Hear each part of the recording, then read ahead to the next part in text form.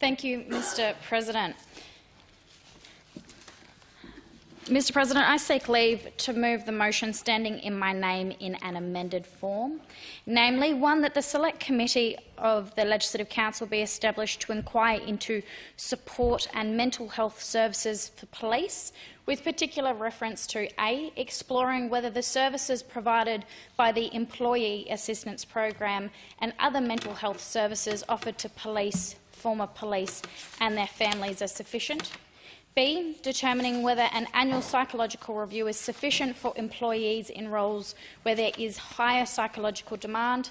C, assessing the early intervention program to ensure its suitability for psychological injury.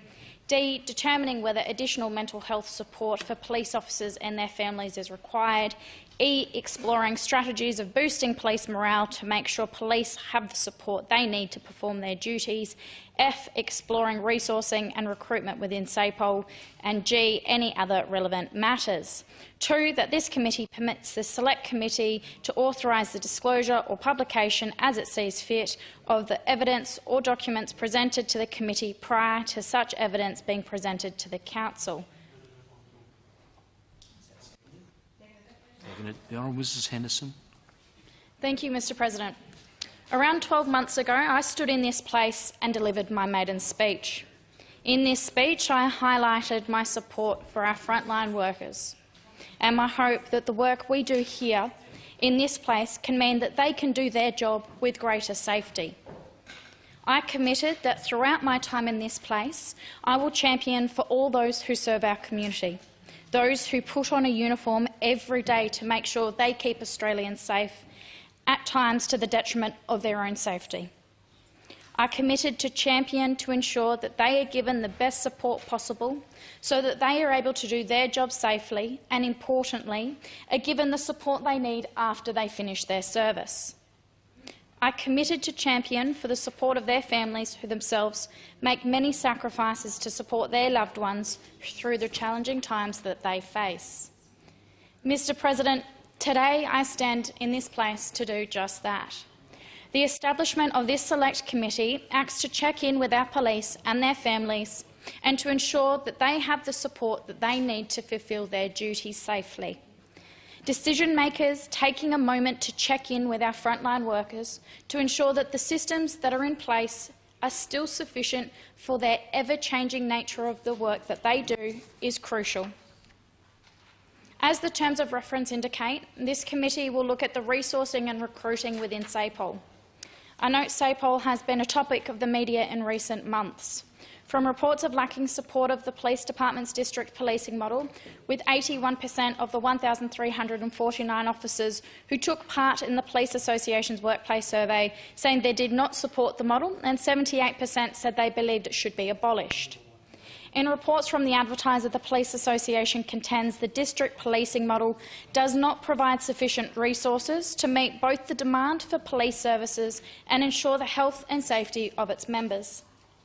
Mr. President, there have been reports of severe resourcing issues due to poor recruiting and high attrition rates, reports of severe staff shortages with reports that they are now at the stage where police simply cannot meet community demand when police call for assistance.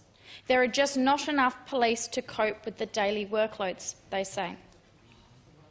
There have been reports of the toll of the combined efforts of chronic understaffing and additional duties enforcing COVID restrictions and the effect this is having on the well-being of SAPOL officers. A survey of 1,037 officers revealed 71% have had their daily tasks impacted, and many were experiencing mental distress because of fatigue caused by understaffing, being forced to cancel plans with family and friends because of last-minute shift changes and working excessive amounts of overtime. A Police Association survey found that 65% of officers' personal lives have been negatively impacted, and more than half reported their relationships with family and friends had suffered as a result, according to an Advertiser article. Earlier this year, we saw reports from a whistleblower of allegedly crimes going unsolved for not being properly investigated, emergency calls not being answered on time while officers were resigning in droves from a toxic SA police force. Again, Mr. President, that was in another Advertiser article. Mr. President, This committee will additionally look at police support and mental health services. In January of this year, the Western Australian Police Union managed to document 484 suicides of serving and former police officers across Australia. As the report highlights, it is among the largest collection of statistics about Australian police officers' suicides ever collected. The nature of police work means that police are likely to be exposed to traumatic events on a regular basis, which may impact their mental health. Research indicates that exposure to traumatic stress and critical incidents may put police and other emergency services personnel at a greater risk for adverse mental health outcomes, including increased rates of depression, post-traumatic stress disorder, burnout, stress-related anxiety and suicide. This is in addition to them experiencing workplace stresses such as excessive workloads, inadequate resourcing, workplace conflict, staff levels, which may affect worker morale. Answering the call, Beyond Blue's National Mental Health and Wellbeing Study of Police and Emergency Services surveyed more than 21,000 police and emergency services workers and volunteers in 2017 to 2018. In relation to the prevalence of mental health conditions, key findings included that 10% of employees have probable PTSD. The prevalence of PTSD in the general Australian population is estimated to be 4%. 21% of employees have high psychological distress and 9% very high psychological distress. Mr. President, among the general population, these figures are 8% and 4% respectively. 39% of the employees reported having been diagnosed with a mental health condition by a mental health professional at some point in their life, compared to 20% of the general population. 51% of employees indicated that they had experienced traumatic events which affected them deeply.